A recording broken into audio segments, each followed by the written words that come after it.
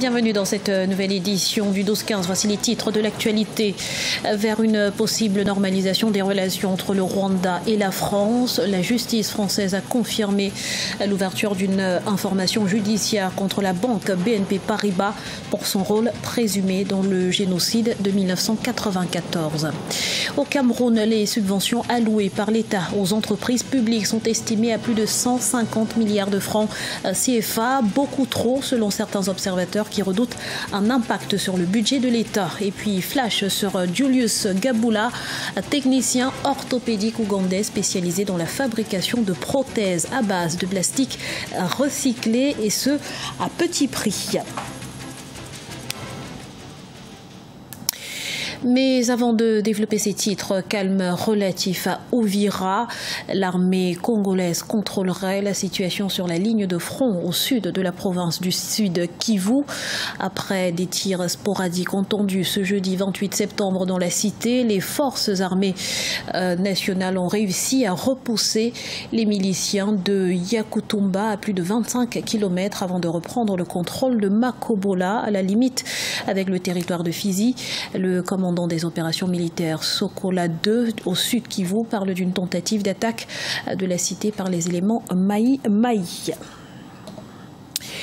Depuis 1994, les relations diplomatiques entre le Rwanda et la France sont quelque peu tendues et pour cause, la banque française BNP Paribas est soupçonnée d'avoir contribué au financement d'achats illégaux d'armes qui auraient servi au génocide rwandais.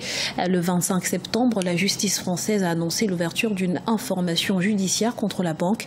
Cette décision sera-t-elle suffisante pour apaiser les tensions? Olivier Diakotan, notre correspondant à Kigali, nous apporte quelques éléments de réponse. Plusieurs événements survenus ces dernières semaines pourraient permettre un réchauffement des relations diplomatiques entre la France et le Rwanda, d'après des experts. Il s'agit de la brève entrevue des présidents Emmanuel Macron et Paul Kagame à New York le 18 septembre et la confirmation ce 25 septembre de l'ouverture d'une information judiciaire contre BNP Paribas par le parquet de Paris pour sa présumée livraison d'armes au régime génocidaire. Il n'y a aucun intérêt à ce que nos deux pays ne puissent pas avancer, bouger. Ça va être difficile. Même avec la normalisation, ça a été difficile. Mais il faut être prêt à entamer une relation.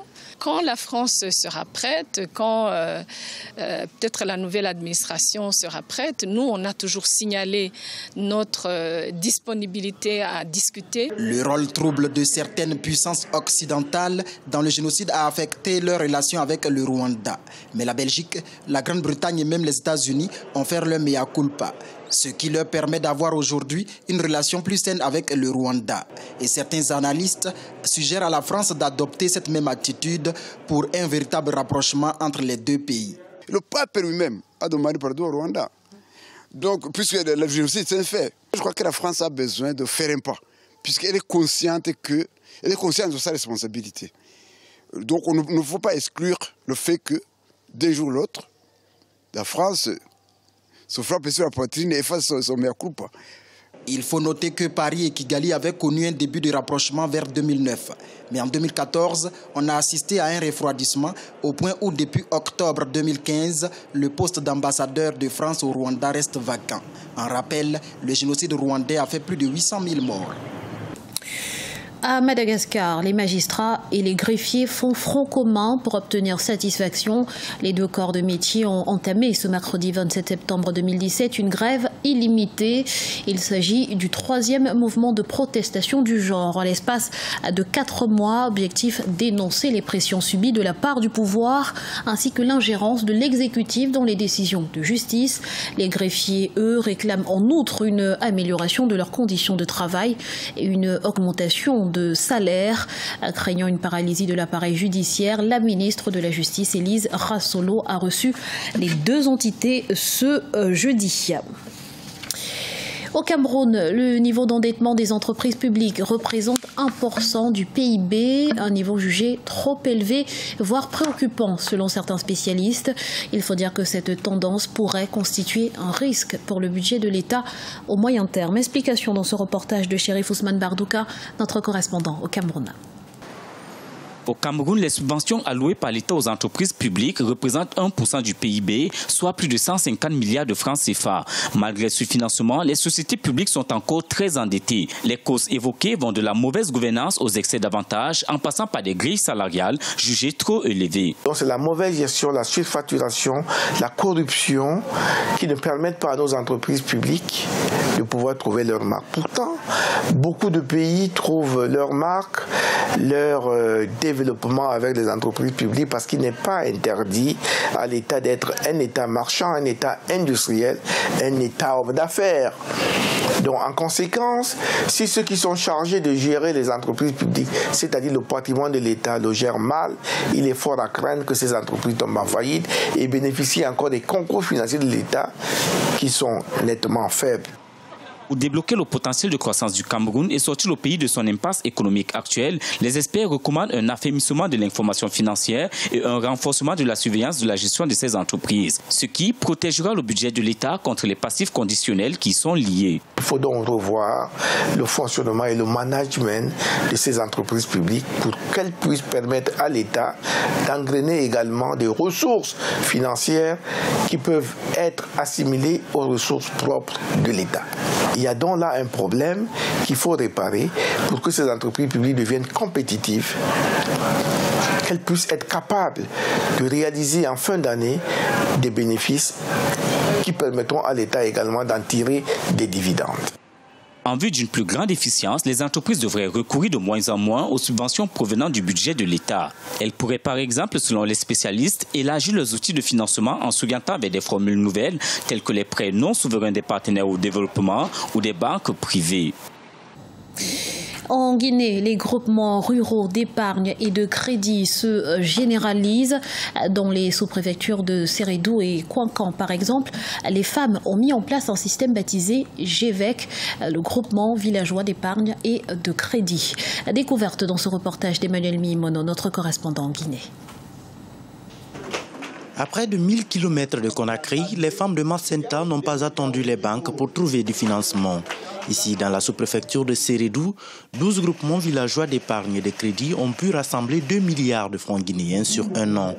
Celles qui ont des revenus les placent dans un système d'épargne typiquement local afin que d'autres puissent s'endetter et financer leurs projets. Ce système d'épargne a été mis en place surtout pour aider les mères de famille et parents d'élèves. Avant, nous nous endettions pour acheter les fournitures de nos enfants et même pour la campagne agricole. Ces dettes se remboursaient avec intérêt, ce qui n'est pas le cas avec les GEVEC. Ça économise. Parce que quand je garde de l'argent là-bas, quand j'ai besoin d'argent, je viens encore, je prends des crédits, je fais mes besoins, je reviens encore, je rembourse. Dans la même région, la sous-préfecture de Kouankan a pu constituer jusqu'à 18 groupements. Ces derniers ont mobilisé 7 milliards de francs guinéens sur un an, ce qui fait un total de 9 milliards de francs guinéens mobilisés, soit 9 millions d'euros. L'initiative est venue d'une des nombreuses ONG qui évoluent dans la zone afin de promouvoir et renforcer l'autonomisation des femmes. L'une des barrières, c'est le financement des études des enfants, particulièrement les filles. Donc les parents, ils étaient obligés de trier. Quand tu as plus de 7 enfants qui vont à l'école et tu n'as pas les moyens, tu es obligé de trier, faire un choix entre la fille et l'homme. Ces groupements ont pu mobiliser des montants pour financer les études, les frais de scolarité des enfants orphelins qui ont perdu des parents pendant l'épidémie Ebola. Les groupements villageois d'épargne et de crédit sont des initiatives nées et expérimentées uniquement dans le sud-est de la Guinée. Ils ont permis à de nombreuses femmes de financer des activités génératrices de revenus. Fonctionnant comme des banques de financement, les GEVEC font à leurs membres des prêts remboursables sans intérêt. Leur particularité est qu'une partie des revenus de chaque femme bénéficiaire devient une source de financement pour une autre femme.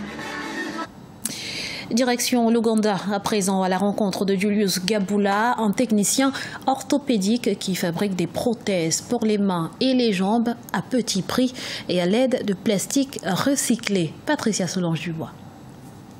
Étendre des vêtements sur une corde à linge Pour beaucoup d'entre nous, ça peut paraître très simple. Mais pour Esther Nakamate, il y a quelque temps, c'était une véritable épreuve.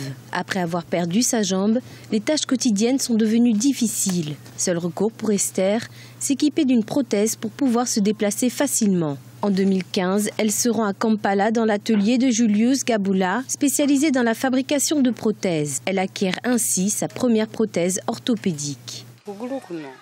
J'ai pensé que ma vie était terminée quand j'ai perdu ma jambe, mais ce membre artificiel a été très utile et le technicien orthopédique m'a beaucoup encouragée.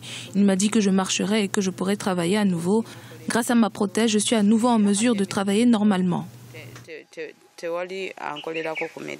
Selon le ministère de la Santé, environ 2 millions d'Ougandais vivent avec un handicap. Beaucoup n'ont pas accès aux fauteuils roulants ou aux béquilles, faute de moyens, ce qui rend leur déplacement difficile. Les produits fabriqués par Julius Gabula sont semblables à ceux proposés dans les autres points de vente de la ville, mais ne coûtent qu'entre 200 et 1300 $ américains. Ils permettent également aux clients de payer leurs prothèses en plusieurs fois. Les défis supérieurs auxquels je suis confronté actuellement sont que les matériaux sont très coûteux car la plupart viennent de l'étranger. Même en ligne, il y en a très peu et parfois vous avez besoin d'une personne qui vous parraine pour pouvoir commander. Jusqu'à présent, près de 150 personnes ont pu bénéficier des prothèses de Julius Gabula. Il envisage d'ouvrir un autre atelier dans l'ouest de l'Ouganda, à la frontière du Congo, pour venir en aide aux victimes de guerre et permettre à ces personnes de devenir plus productives dans la société. Ce journal a été réalisé par l'ensemble de la rédaction. Nous vous remercions pour votre fidélité. Dans un instant, une nouvelle édition de l'actualité sur Africa 24.